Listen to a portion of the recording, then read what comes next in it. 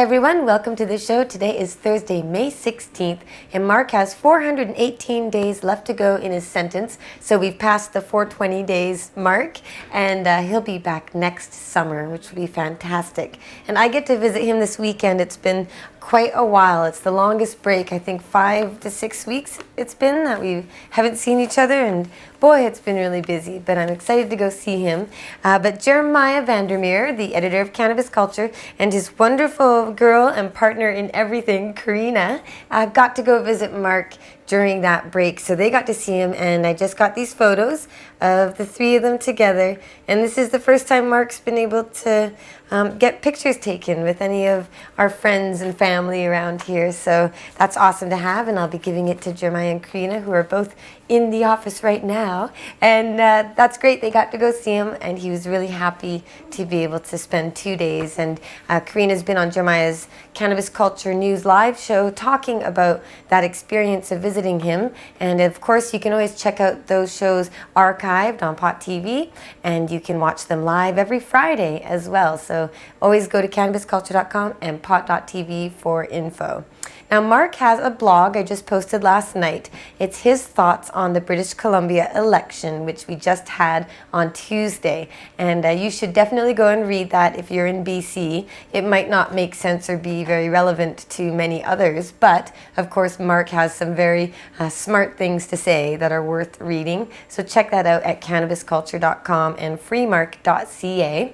And the election, well, I have to say I exceeded my own expectations, so that's good. And I also had a success in the way that I set out to achieve. So my percentage, for those who want to know, the percentage was 11.1% of the riding voted for me, and that was 1,897 votes. Now, they haven't yet counted the absentee votes, which can be cast at any polling station. So those are all going to be counted for every candidate all across BC in the next 2 weeks. So I might reach maybe 2,000, that'd be fun. But either way, I raised the total from the last election, and I doubled my own vote total from the 2009 BC election when I ran as a BC Green Party candidate in Vancouver Fraserview.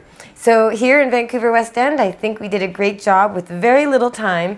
Very busy as it normally goes here, so I was able to devote 2 solid weeks of campaigning with the help of some awesome volunteers who came and held out the signs every day at a different intersection throughout the downtown core. And that's as much work as we were able to put into it, and I think we got the message out there. A lot of conversations and signs of support on the street through honking cars and conversations, and people who did come vote for me would tell me so. And it was really rewarding. It was fantastic to meet so many people and to share the ideas of honest government, because for me, it's about the bigger picture. It's not about elections. It's about every year and all the time, government is taxing people to the limit and wasting the money. And the only way they get away with that waste and mismanagement is through being dishonest and not being open or transparent. So the only solution to any government funding problems anywhere really is to have honest, open, transparent government. And they're funded by taxpayers. Taxpayers pay for everything they do. They pay them to do it. So they, the government,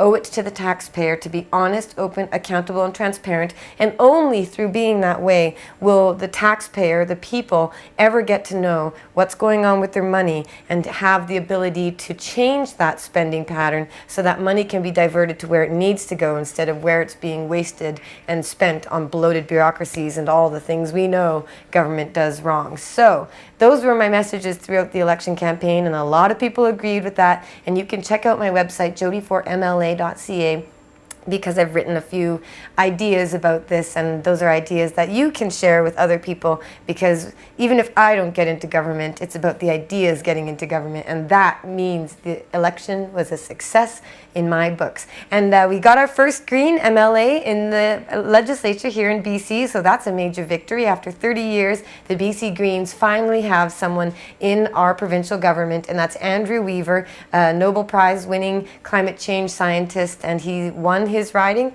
very easily with probably a lot of hard work, of course, but he's there, and that's fantastic. I'm very excited. And I have 2 other things from my normal career of ideas and advocacy. The News 1130 radio station took my idea from an Instagram photo that I commented on about Voter Appreciation Day, where we can raise the involvement of people to get them to vote more by rewarding them for having I voted stickers. We all get little stickers on election day that say I voted, and I think that you should be able to go to any coffee shop, a clothing store, a restaurant. You get a free appy, you get a free cookie with your coffee, or you get 5% off, or some sort of little perk or excitement to say, hey, you voted, you're awesome, you get rewarded for it. And it would be like a day of celebration, and everybody having the sticker would walk around feeling like, yeah, I rock, everybody's appreciating me for it. And maybe that's a shallow sort of way to get people involved, but at least someone might talk to their friends and say, hey, who are you going to go vote for? What do you know about this whole election? What's going on? So at least it could get some dialogue going, and that's always positive. And it would be a voluntary idea, so no one would be forced to participate. But I think we just need to celebrate voting. And on that end, I've also got a message about the importance of voting, because when I met a lot of people, they don't care, they're disengaged. Turnout was just 50% or 52%, just a pathetic half of all voters participated, and that's really sad, and there's a lot of excuses given as to why. But I started asking people, if you didn't vote, how would you feel about elections being suspended and losing your right to vote? Would you be upset? And they say yes, of course they'd be upset. And so if you would be upset at losing your right to vote, why wouldn't you use your right to vote? I mean, it's valuable. It's obviously something you wouldn't want to lose, so go use it. And that goes for anybody out there with any elections coming up, wherever you are. Consider that, because if voter turnout gets to a record low, who's going to stop a government from taking away your right to vote? So use it. I know it's not a lot, but it's important enough that you wouldn't want to lose it.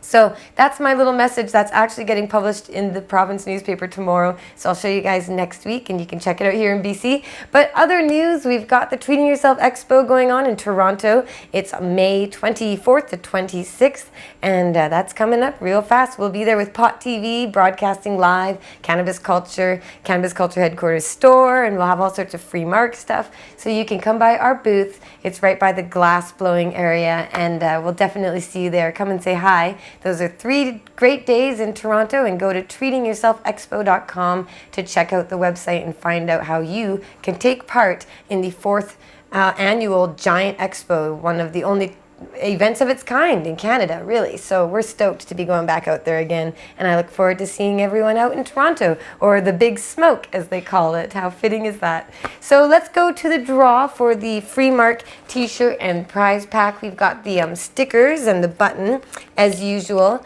and you enter, as you can do this upcoming week, by sending an email to jodie@cannabisculture.com for the prize draw, and we'll enter you to win a t-shirt. This is the FreeMarc t-shirt, and with Marc coming home in a year or less, those will be collector's items, so definitely get in on that today.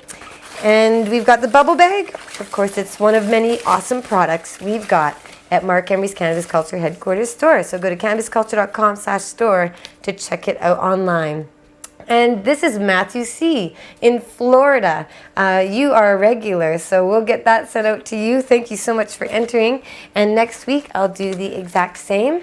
And I appreciate you all for tuning in. And I meet people who tell me they watch the show, so I know it's important to some people out there. And I appreciate all your kindness and support for Marc and for me getting through this time. I can tell you, the election reminded me of how busy I really am and how much I miss Marc in having him being gone, because we were a campaigning couple. We are a political team, and to put in the effort that I was able to without him at my side, well, just imagine what we're going to accomplish when he's back here, and we'll be super powerful together. So I can't wait. And send him a letter. Go to freemarc.ca, send Marc a note, and thank you again for all your support. We'll see you next week. Free Marc Emery, and free all the drug war prisoners.